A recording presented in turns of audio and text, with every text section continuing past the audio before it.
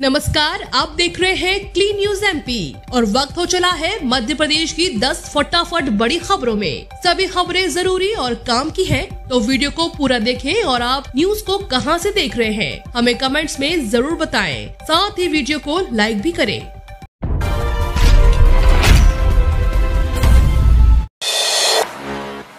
CM Shivraj की बेहतर रणनीति, आम जनता को मिलेगा लाभ, 25 मार्च तक पूरा करे यह काम। मध्य प्रदेश के मुख्यमंत्री शिवराज सिंह चौहान ने एक बड़ा फैसला लिया है।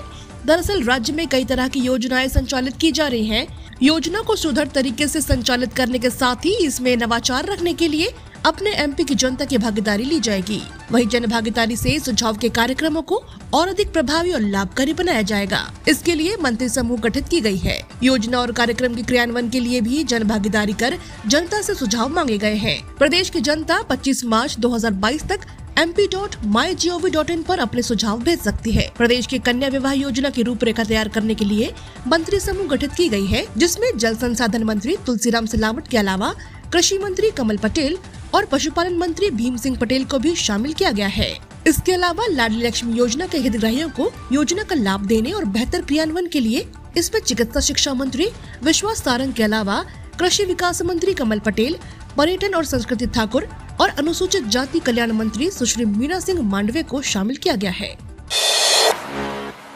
इंदौर में सोमवार को सरवटे बस स्टैंड का वर्चुअली लोकार्पण करेंगे सीएम। कार्यक्रम से पहले कलेक्टर और आयुक्त ने निरीक्षण किया।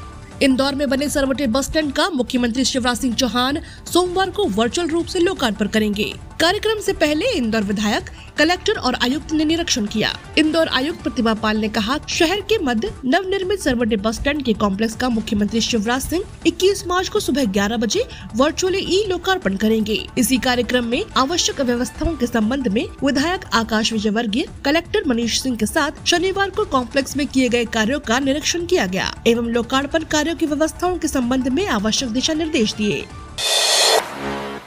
इंदौर में सोयाबीन और मूंगफली तेल के दाम में गिरावट। अंतर्राष्ट्रीय वायदा मार्केट में खाद्य तेलों में लेवल पीछे हटने से कीमतों में गिरावट देखने को मिली है। दरअसल पाम तेल में उठाव कम होने से दाम नीचे उतर रहे हैं। इसके चलते केएलसी ने शुक्रवार अपनी बढ़त गंवाकर अंत में 16% की साप्ताहिक गिरावट के साथ बंद हुआ। इसके साथ ही सीबीओटी सोयाबीन मामूली गिरावट के साथ बंद हुआ है। इंडोनेशिया द्वारा एक्सपोर्ट पर नियंत्रण हटाने से मलेशिया पाम तेल की डिमांड पर भारी असर पड़ा है। इंडोनेशिया के इस कदम से पाम तेल की सप्लाई सामान्य हो जाएगी। इसका प्रभाव भारतीय बाजारों पर भी देखने को मिल रहा है। इंदौर में सोया तेल आंशिक घटकर 1545 से 1550 रुपए और मूंगफली तेल 20 रुपए टूटकर 1580 से 1600 रुपए प्रति 10 किलो रह गया। मध्य प्रदेश में 21 मार्च से सरसों की खरीद शुरू होगी और करीब 1,67,130 टन सरसों खरीदने का लक्ष्य है। इससे सरसों के घटते दामों में रुकावट आई है।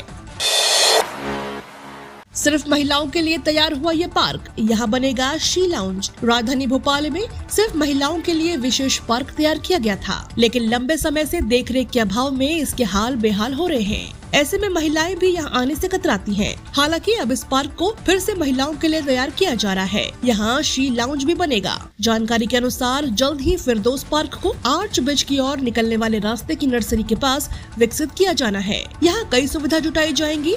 नगर निगम के इंजीनियर ही इसे तैयार कर रहे हैं। गौरतलब है कि 2016 में नए शहर में 10 नंबर मार्केट और पुराने शहर में लड़कियों के MLB कॉलेज के सामने पॉलिटेक्निक कॉलेज से लगे पथवे पर इसे बनाया गया है। यहाँ कॉलेज की पुस्तकें, चाय नाश्ते के अलग दुकानों के साथ महिलाओं के काम आने वाले सामान की शॉप भी शुरू होगी। यहाँ महिलाओं को तैनात करने की योजना है।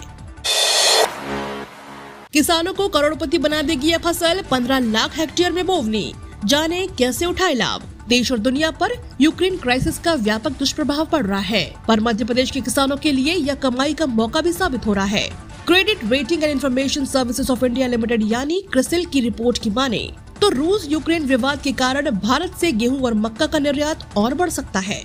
क्रिसिल की रिपोर्ट में स्पष्ट कहा गया है कि रूस और यूक्रेन के बीच चल रहा विवाद भारत के लिए गेहूं और मक्का का निर्यात बढ़ाने के लिए सबसे बड़ा मौका है। खास बात यह है कि दोनों ही मध्य प्रदेश की मुख्य फसलें हैं। निर्यात होने से किसानों को इस बार गेहूं का अच्छा दाम मिल रहा है और अब मक्का उत्पादक और व्यापारी भी उम्मीद से भर उठे हैं। मध्य प्रदेश में 15.150 लाख हेक्टेयर में मक्के की बोनी और गेहूं के साथ मध्य प्रदेश मक्का का भी प्रमुख उत्पादक है। सरकारी आंकड़ों के मुताबिक मध्य प्रदेश में पिछले वर्ष करीब 15.150 लाख हेक्टेयर में मक्के की बोनी हुई थी। यहाँ पिछले 5 वर्ष का मक्का औसत रकबा 12.63 लाख हेक्टेयर है। सरकार ने खरीफ फसल वर्ष 2021-22 के लिए न्यूनतम समर्थन मूल्य 1870 रूपए प्रति क्विंटल निर्धारित किया था। हालांकि प्रदेश के किसानों को लागत मूल्य के बराबर भी कीमत नहीं मिल पाई थी, जिससे उपज का खासा हिस्सा किसानों ने बेचा ही नहीं था। अब इस मक्का को अच्छे दामों पर बेचकर लाभ उठाया जा सकता है। कलेक्टर का नया फरमान, इन बसों पर लगेगा 5000 का जुर्माना। शहर के पुष्पक बस स्टैंड पर बिगड़ी व्यवस्थाओं को सुधारने के लिए कलेक्टर प्रवीण सिंह ने नया फरमान जारी किया है। इसके तहत बस स्टैंड पर पार्किंग में खड़े होने वाली अतिरिक्त बसों पर निगम 5000 रूपए का जुर्माना लगाने की कार्यवाही होगी। यात्रियों को बिठाने के लिए बस आधा घंटा पहले ही बस स्टैंड पर आके खड़ी होगी। बस स्टैंड पर बसों की संख्या अधिक होने के कारण पार्किंग एवं लोगों को आवागमन में परेशानियां हो रही थी। सफाई नहीं होने से, बस स्टैंड पर अधिक गंदगी होने से इसका असर शहर की सुंदरता एवं स्वच्छता पर भी देखने को मिल रहा था। इसके लिए स्वच्छता सर्वेक्षण में बस स्टैंड की व्यवस्था को ठीक करने के लिए सर्वेक्षण दल बनाए गए थे। यह बस स्टैंड पर निरीक्षण कर सफाई का काम देखेंगे। साथ ही बस ऑपरेटरों से नियमों का पालन कराया जाएगा। कलेक्टर प्रवीण सिंह ने आदेश जारी कर बस स्टैंड में विधिवत परमिट की बसों का ही संचालन होगा। बाहर से आने वाली बस सवारियों को उतार कर 15 मिनट बाद प्रस्थान करेगी। इसके लिए उनको निर्धारित शुल्क देना होगा। बिजली बिल पर मिल रही 20 से 1000 रूपए तक की छूट। न तो जोन पर लाइन में लगने का झंझट, न कनेक्शन कटने का डर और न छुट्टी के दिन काम न होने की बात। इन्हीं बातों की खासियत से मालवा और निमाड़ में ऑनलाइन कैशलेस बिजली के बिल भरने वालों की संख्या सतत बढ़ती जा रही है। लगभग 12 लाख उपभोक्ता हर माह कैशलेस तरीके से बिल भर रहे हैं। इन्हें हर माह 1 करोड़ रुपए प्रोत्साहन स्वरूप लौटाए जा रहे हैं, जो कि सालाना 12 करोड़ रुपए से ज्यादा रहती है। ऑनलाइन बिल भुगतान करने पर कंपनी 20 से 1000 रूपए तक की छूट दे रही है। पश्चिम क्षेत्र बिजली वितरण कंपनी के बिल काउंटर पर अब पहले की तरह लंबी लंबी लाइनें नजर नहीं आती हैं। इसका कारण बिजली बिल का भुगतान ऑनलाइन, MP ऑनलाइन, गूगल पे, फोन पे, पेटीएम और अमेज़न आदि के माध्यमों से होना है। इसके जरिए 24 घंटे और 7 दिन बिलों का भुगतान किया जा रहा है। मालवा और निमाड़ में हर माह 12 लाख उपभोक्ता कैशलेस तरीके से बिल भर रहे हैं। इन्हें हर माह औसतन 1 करोड़ रुपए और वर्ष में 12 से 13 करोड़ रुपए प्रोत्साहन स्वरूप लौटाए जाते हैं। ATM से रुपए निकालने के SBI ने बदल दिए नियम। देश की सबसे बड़ी सरकारी बैंक SBI यानी कि स्टेट बैंक ऑफ इंडिया ने स्वयं के SBI ATM से रुपए निकालने के नियम में बदलाव किया है। यह बदलाव रेंज के तीनों जिलों के SBI ATM में लागू हो गए हैं। जानकारी के अनुसार अब SBI के उपभोक्ताओं को SBI ATM से रुपए निकालने के दौरान 4 अंक का OTP दिया जाएगा। यह OTP पंजीकृत मोबाइल पर आएगा। यह नियम एक बार में 10,000 से अधिक रुपए निकालने के लिए लागू कर दिया है। अगर आपका अकाउंट SBI में है तो फिर अब ATM से रुपए निकालने के दौरान पंजीकृत मोबाइल पास में रखना जरूरी होगा। असल में SBI ने SBI ATM से कैश निकासी के नियमों में बदलाव कर दिया है। SBI ने SBI ATM से लेन देन को सुरक्षित रखने के लिए यह कदम उठाया है। इस नियम को जिले में भी लागू कर दिया गया है। अब SBI के ATM से पैसे निकालने के दौरान OTP जरूर डालना होगा। इस नए नियम में ग्राहक बिना OTP के कैश की निकासी नहीं कर पाएंगे। सावधान, कोरोना वैक्सीन लगवाने के बाद बच्चों को हो सकते हैं साइड इफेक्ट्स। इन लक्षणों को ना करें इग्नोर।